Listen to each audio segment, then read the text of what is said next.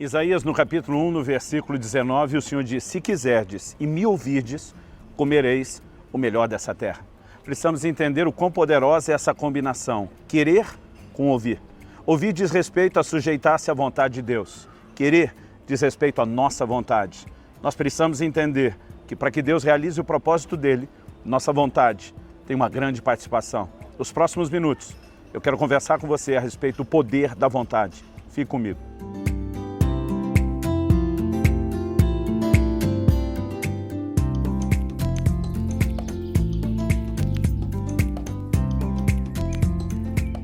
Estou em Nápoles, na Itália, passando para trazer mais uma palavra ao seu coração.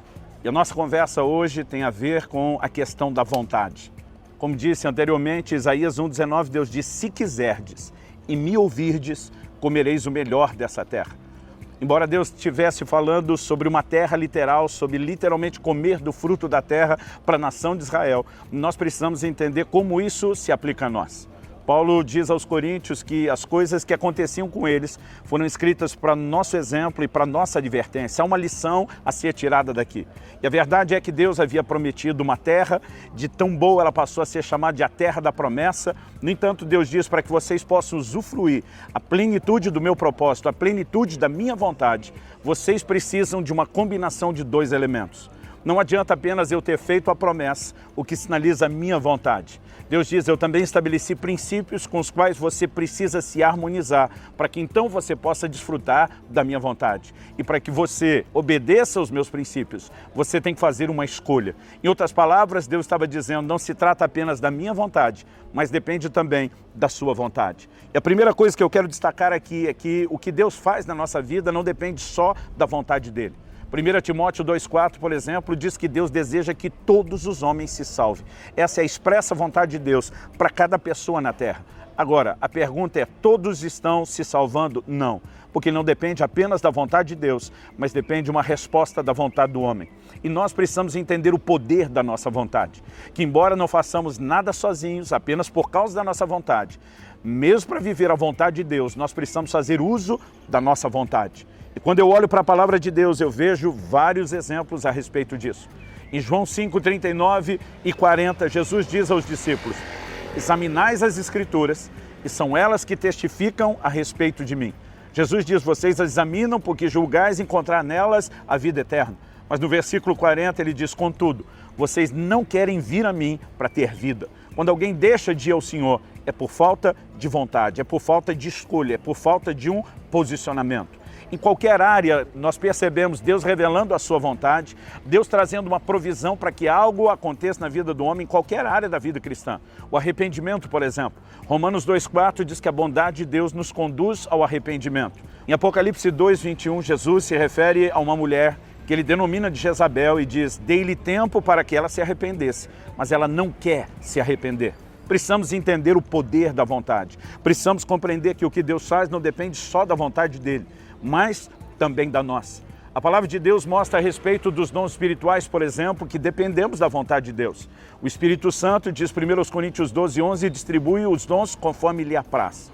Mas em 1 Coríntios 14:12, a palavra de Deus diz: visto que desejais dons espirituais, procurai progredir neles para a edificação da igreja. Eu preciso desejar os dons, eu preciso escolher isso. Não adianta apenas Deus escolher ou desejar isso para mim.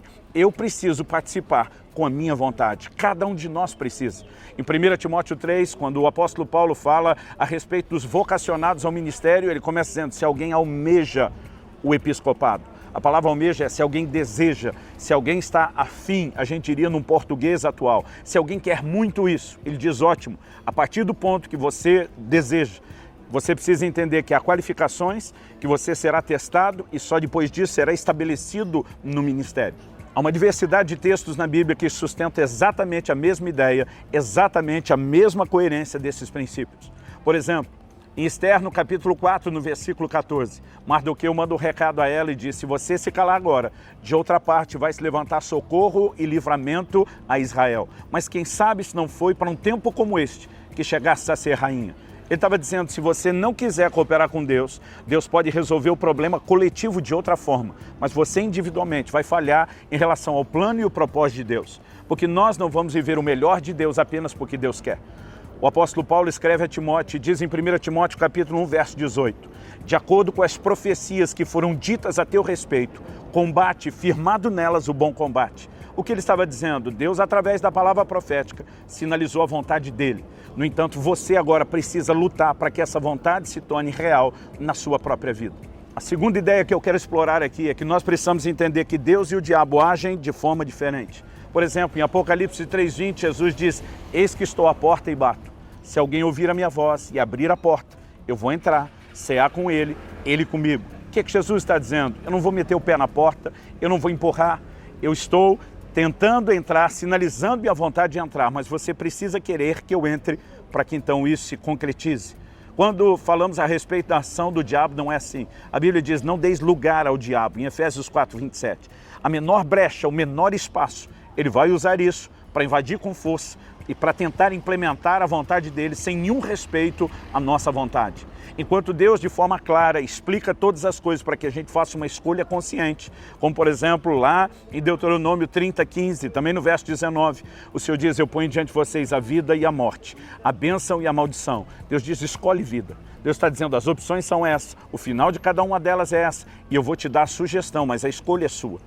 O diabo nunca demonstra o mesmo respeito. Em primeiro lugar, ele não apresenta as opções de forma real. Ele está sempre mentindo a respeito delas e tentando nos enganar para nos empurrar na direção diferente. E Deus, na sua forma de agir, não se parece nem um pouco com o diabo. Ele nos deu o livre-arbítrio, o poder de escolha, ele respeita isso. Ele jamais vai passar por cima, ele jamais vai atropelar isso. Então, quando compreendemos essa forma de Deus e o diabo diferente de agir, entendemos que isso, na verdade, remete não só à ideia de respeito, mas de um princípio. O livre-arbítrio é algo fantástico. Ele, por um lado, nos dá o privilégio de escolher, mas, por outro, coloca também sobre nós a responsabilidade das escolhas que nós fazemos. Outra coisa que também merece a nossa atenção nessa reflexão é que Deus atende quem dá valor ao que Ele oferece. Eu acredito que quando valorizamos aquilo que Deus está oferecendo, isso é uma sinalização de que nós queremos aquilo que Ele quer. E nessa combinação de vontades, entre a vontade do homem e a vontade de Deus, há algo poderoso, há algo que libera e ativa aquilo que Deus provisionou e colocou à nossa disposição. Alguns exemplos bíblicos que podemos levar em conta. Jesus diz em Mateus 7:6 que nós não devemos dar pérolas aos porcos. Nós não devemos dar algo de valor para alguém que não valoriza aquilo. E Jesus não pediria para mim e para você fazer algo que Ele antes, em primeiro lugar, não fizesse. Ele não seria incoerente a ponto de sugerir que nós precisamos fazer algo que Ele mesmo não faz. Então o Deus que nos pede para não dar algo de valor a quem não valoriza é o mesmo Deus que também não vai conceder algo de valor para quem não valoriza a importância daquilo. Em Isaías, no capítulo 44, no versículo 3, Deus diz, derramarei água sobre o sedento. Para quem é que Deus vai dar água? Para quem quer água, para quem valoriza a água, para quem vai aproveitar e não desperdiçar a água. Nesse contexto, nós precisamos entender que quando escolhemos o melhor de Deus, isso tem um peso extraordinário, isso tem um peso poderoso. Eu olho para as Escrituras e percebo que o Senhor Jesus tentava nos levar a esse nível de entendimento. Quando em Mateus 13, dos versículos 44 a 46, ele nos conta duas parábolas. Uma delas fala de um homem que encontrou o tesouro escondido no campo. E Jesus está fazendo uma alusão ao reino de Deus.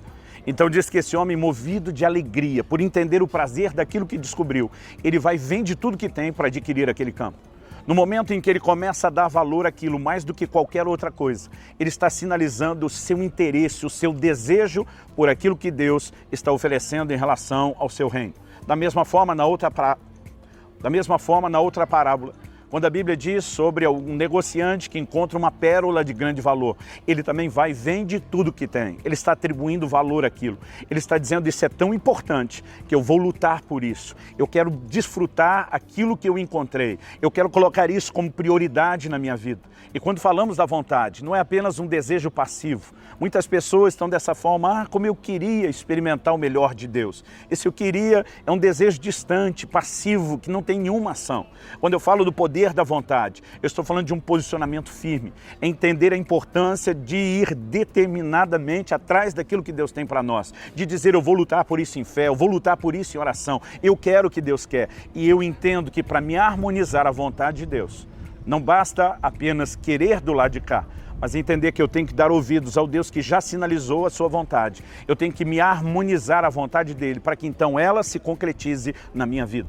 O posicionamento de fé, que nos dá direito de entrar na graça de Deus e desfrutar aquilo que é nosso, é exatamente isso. Quando eu decido crer no que Deus prometeu, quando eu decido crer no que Deus disponibilizou, eu estou expressando não apenas confiança, mas eu estou expressando também a minha vontade. Diante disso, eu quero tentar de alguma forma te ajudar a romper com a passividade. Eu quero te ajudar a tomar uma posição, a fazer uma escolha. Eu vou viver o melhor de Deus para a minha vida. Cada um de nós precisa entender a importância de fazer essa escolha e correr atrás disso, lutar por isso. Porque se entendemos na perspectiva bíblica o poder da vontade humana, isso pode ser, por um lado, assustador se nos afastarmos do melhor de Deus, mas pode ser, por outro lado, muito empolgante, quando entendemos que ela pode se harmonizar com a vontade de Deus e provocar o resultado, que é viver o melhor daquilo que Deus provisionou para nós. Que essa seja a sua decisão, a correta, e que dessa forma você use o poder da vontade para comer o melhor da terra, o melhor da promessa de Deus, o melhor da provisão dele para a sua vida. Que o Senhor nos abençoe e que com a sua graça, combinado com a nossa resposta, a gente chegue lá.